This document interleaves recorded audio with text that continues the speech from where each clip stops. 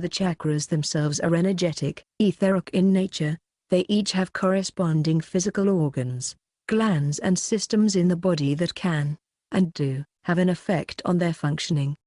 When the associated organ, gland, system is weak or out of balance, the relevant chakra will be underactive, and when the associated organ, system is balanced and healthy, the chakra will generally be in harmony. This interconnectivity of the physical and etheric bodies goes the other way as well. If there is an energetic imbalance in a chakra, for example, as a result of emotional disturbances, then this can also cause the associated physical elements to become weak as well. As such, it is important to not only address physical imbalances with herbs and lifestyle adjustments, but also on an energetic level as well with breath work, meditation, kriya, tantric yoga, qigong or whatever your preferred flavor of energetic medicine. It is interesting to note that in the system of traditional Chinese medicine each organ corresponds to specific emotional states. This is an important distinction because, as mentioned, emotional patterns also have an effect on chakra function in the sense that negative emotions tend to disturb chakra function, and positive emotional states tend to improve it. By using herbs to balance the underlying organs, glands and systems of the body, and hence the chakras themselves, it is the added benefit of helping us to work through the associated emotional patterns that may be also negatively impacting the chakras as well.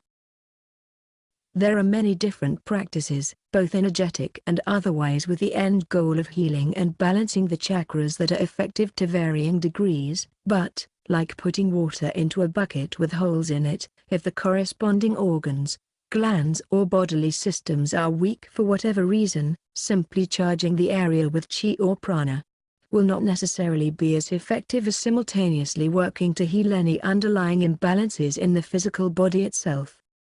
Besides general lifestyle adjustments, there are few methods as powerful and effective as the proper use of herbal medicines to bring the various aspects of the body back into balance.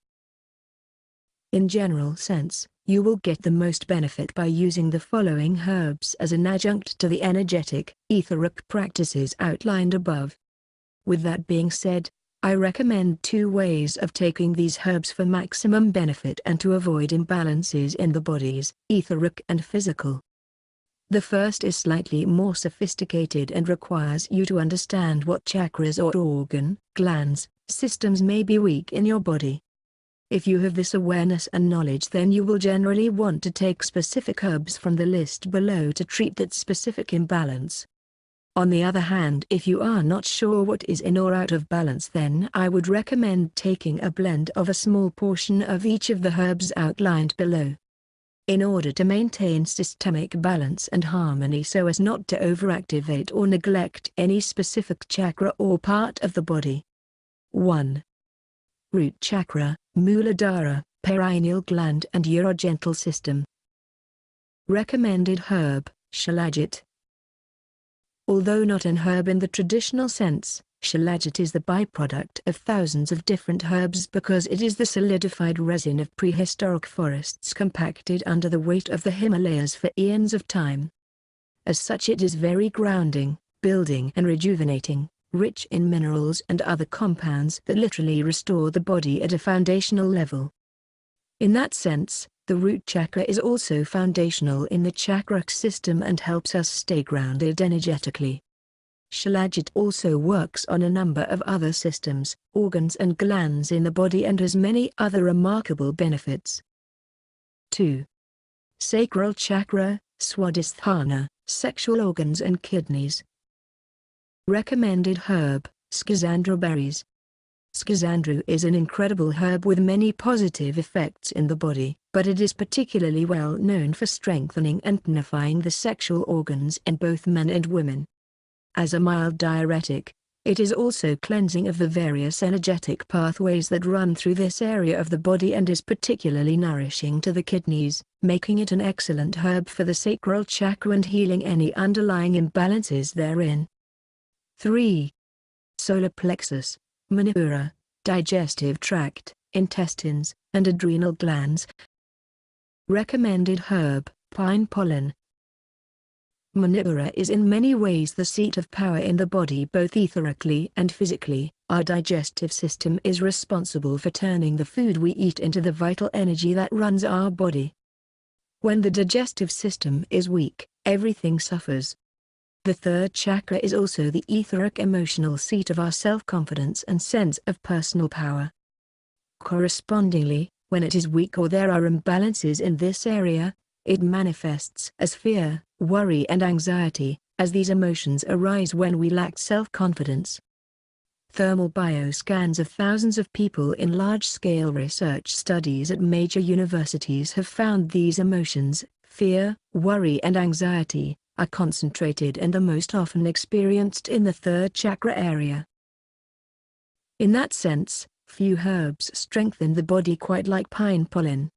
One of nature's most treasured herbal medicines, pine pollen is rich in DHEA, the body's master hormonal precursor, which nourishes the adrenal glands directly and balances the entire endocrine, glandular system, which is foundational to our sense of personal power and self. Pine pollen is also phenomenally rich in rare and important nutrients and nourishes the body at deep levels, supplementing weak digestion, which is remarkably common, and giving us added energetic support, no matter what phase of life we are in. There are few things which energetically strengthen the body like pine pollen, making it a perfect corresponding herb for the third chakra. 4. Heart chakra, anahata, heart and lungs. Recommended herb, reishi mushroom. In the Taoist tradition, reishi is considered a supreme heart chi tonic, meaning that it increases the flow of vital energy to the heart and strengthens it directly as a result. It is also calming and balancing to the nervous system, which helps with our overall emotional balance, of which the heart is the center in the body in many ways. Reishi is also a supreme tonic, which translates to herb that nourishes the spirit. As the anahata chakra is the gateway chakra to higher consciousness, and the heart itself is one of the key intuitive centers of the body, reishi is particularly nourishing and relevant as a tonic for this area. Reishi also increases blood flow to the heart and lungs, further supporting the organ systems underlying the heart chakra. 5. Throat chakra, Vishuddhi, thyroid complex. Recommended herb, kelp, seaweed. While there are many factors that influence thyroid health, perhaps the most pertinent is the supply of bioavailable iodine in the body. And there are few better sources of iodine than seaweeds. Rich in iodine and other important trace minerals, seaweeds supply the body with abundant raw nutritional materials that are hard to get and conspicuously lacking in modern Western diets, even for those who eat quite healthfully. Iodine and the minerals in seaweed also strengthen the entire endocrine, glandular system as a whole, making it a great dietary addition for anyone doing regular energy or healing work. 6. Third eye chakra, ajna, pineal gland, brain. Recommended herb, gotu kola. One of the premier herbs in the ancient Indian Ayurvedic system of holistic medicine is gotu kola, a powerful herb for the brain and related glands and systems.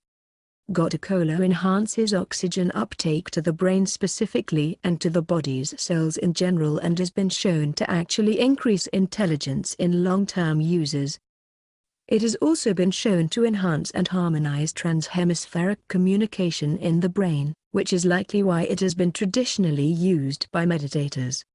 Brain hemisphere synchronization produces measurable changes in brainwave state into the alpha, gamma and theta spectrum, which are associated with expanded states of consciousness. Gotu kola is also said to act directly on the pineal gland in part through the above mechanisms and due to the fact that it is a vasodilator, causing both increased blood and oxygen flow to key areas and glands within the brain and body. The Hindus also consider it to be a powerful herb for balancing the pituitary gland and the crown chakra, essentially killing two birds with one stone.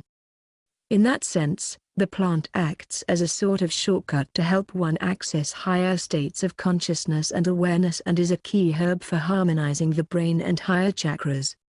7. Crown chakra, Sahasrara, pituitary gland. Recommended herb, sage. I'm going to make a non-traditional recommendation here. Most know sage as the premier smudging herb, but it can also be taken internally and works in much the same way, to clear the etheric body and physical body of energetic blockages and imbalances, as well as destructive influences.